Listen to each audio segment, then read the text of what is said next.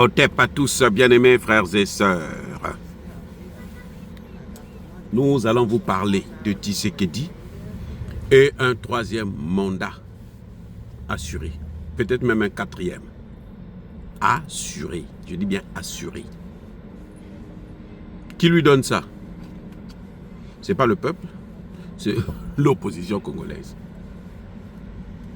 Ce sont les opposants congolais qui lui donnent un troisième mandat, qui lui garantissent un troisième mandat. Comment?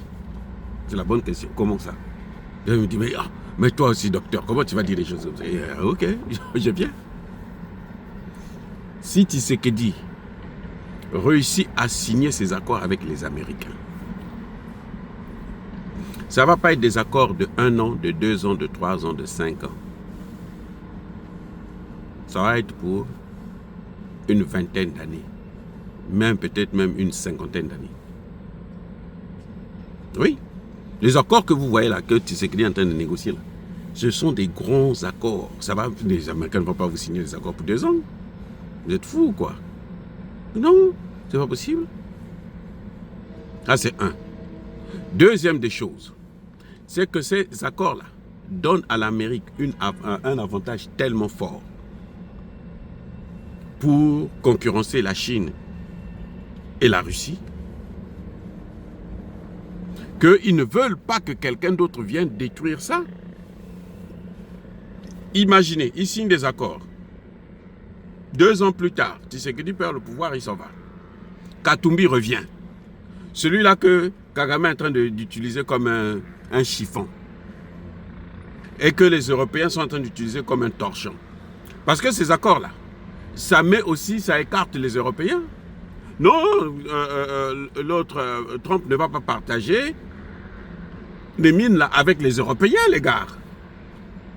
Je vous ai déjà dit ça, c'est pour ça que vous voyez que les Européens ne veulent pas annuler les accords qu'ils ont signés avec Kagame.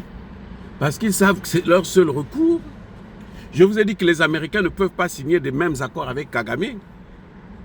Parce que eux, quand ils viennent piller vos matières premières, il faudrait qu'il y ait le calme. S'il n'y a pas le calme, s'il y a l'agitation, mais vous allez voir comment ça va créer des problèmes au gouvernement en place.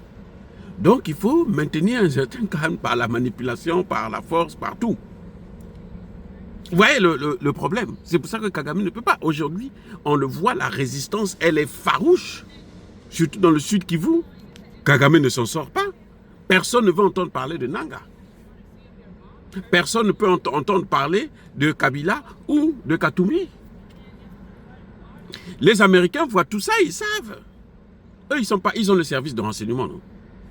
L'un des plus performants au monde, après celui de la Russie et de la Chine. Ce sont les trois là qui ont les vrais services de renseignement. Les Européens, c'est rien du tout. Les Européens, ils comptent sur l'Amérique. Donc, s'ils signent ces accords, vous pensez que les Américains vont, dans 2 ans, aller chercher encore à négocier les mêmes accords? Non. On va dire à Tshisekedi, continue. Les Européens ne feront rien du tout. Ils vont bouder dans leur chancellerie là, machin, tout ça, ils vont pleurnicher et tout. Mais c'est leur problème parce que ce sont eux qui ont amené l'esclavage et la colonisation. Ils n'ont qu'à payer le prix. Les Américains sont fichés éperdument de ça. Les amis, si Tshisekedi réussit à signer ces accords, et qu'il mette ça en pratique, il commence à mettre ça en pratique. Il réforme son armée, il réforme son administration, mais il aura un troisième mandat assuré. S'il n'a pas un troisième mandat, il va laisser la place à Mbemba, à Mutamba ou Wagner, quelque chose de ce genre. On ne veut, mais Katumbi, Kabila, même celui qui venait de sortir de prison là. Comment vous l'appelez? Kaboun. C'est même pas la peine. Aïe. Donc, les amis, ça dit que Katumbi, Kabila et toute la clique, tous les opposants là, qui sont venus faire le lobbying, qui ont mis de l'argent en jeu, qui ont donné l'argent aux députés, aux sénateurs, aux représentants américains. Mais ils notent, ils ont les noms. Ils savent que bon, un tel était venu pour ça, un tel était venu contre ces accords. Ils disaient qu'il ne fallait pas signer les accords là. Il faut signer les accords avec Kabila. Il faut signer les accords avec l'Union européenne. Les Américains ont les noms. même 30 ans après, ils vont vous sortir ça. Et ceux-là, tous ceux-là qui sont venus là, ils sont déjà écartés de la course. Ceux qui ont parlé de négociations avec Kagame, des trucs comme ça, l'église catholique là, les Cholé, les Mbongo, les Martin Fayoulou là. Les Américains ne peuvent pas tolérer ça. Je vais vous donner, raconter une histoire. Dans les années 60, non, même pas, 60, 70, 80, quand l'ONU avait reconnu que l'apartheid était un crime contre l'humanité. Vous comprenez?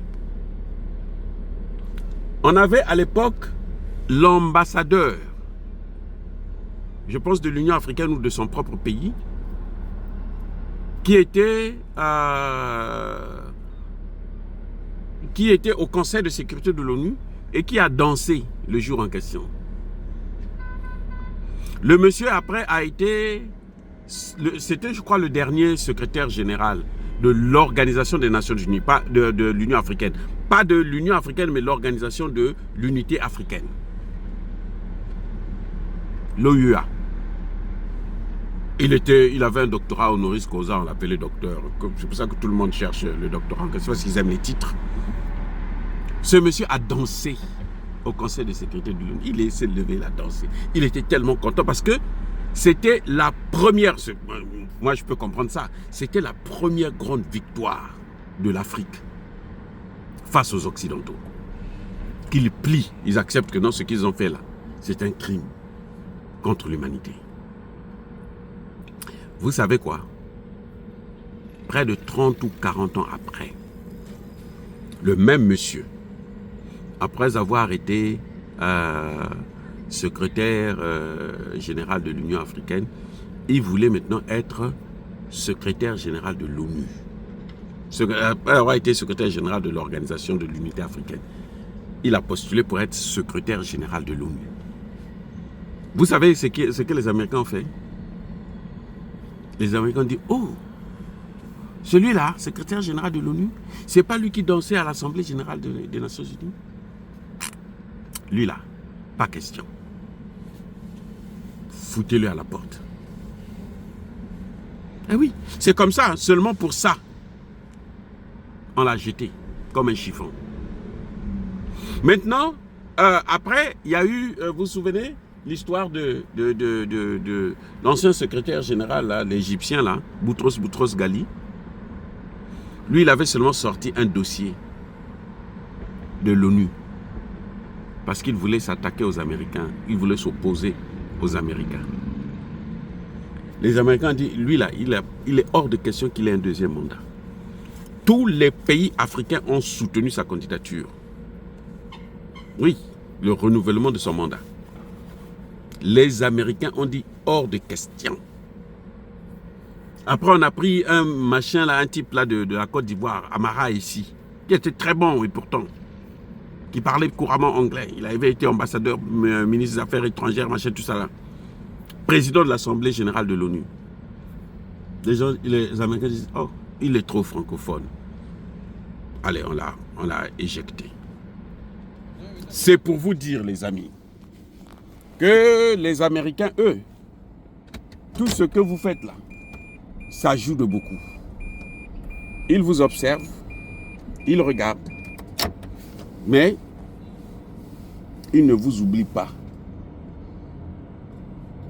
Les Congolais là, qui sont venus s'opposer à Tshisekedi ici, parce qu'ils n'ont pas besoin de ces accords, ben, les Américains savent que ces accords-là ne sont pas... Puisque ces accords ne sont pas bien pour eux, pourquoi voulez-vous que les Américains puissent soutenir, puissent travailler avec des gens comme ça, qui ont dit que ces accords ne sont pas bien? Donc les Américains, ce qu'ils vont faire, c'est qu'ils vont continuer à soutenir Tshisekedi. Sauf si Tshisekedi lui-même décide de partir et de se faire remplacer par quelqu'un de Tshisekedi. Pas par quelqu'un qui soutient Kagame, indirectement ou directement. Non, ça c'est exclu les gars, c'est exclu. Donc ça fera que Tshisekedi sera obligé de prendre un troisième mandat. Obligé. Peut-être même un quatrième. Et puis regardez, je vous ai déjà dit ça, non? Si Tshisekedi réussit à régler le problème de l'Est, c'est fini. Il a droit à un troisième mandat. S'il réussit à réformer cette armée, réformer cette administration, chasser tous ces généraux bidons, chasser tous ces Rwandais qui ont la nationalité congolaise, les foutre à la cathode, les amis. Mais même si on n'en veut pas, il faut qu'il y ait un troisième mandat. C'est une évidence, les gars. Ça fait mal, mais c'est comme ça que ça devrait se passer. Et c'est comme ça que ça se passera. Oui. Donc, Tshisekedi a les cartes en main. La carte qu'il a jouée, c'est les accords là, avec les États-Unis. S'il réussit, ça y est, c'est fini pour lui. S'il ne réussit pas, alors là, c'est vrai qu'ils ne vont pas signer les accords avec Kagame, mais ce sera difficile pour lui d'avoir un troisième mandat. De modifier même la Constitution. Soyez bénis, abondamment bénis par le Dieu de Kémite et par nos ancêtres angélisés.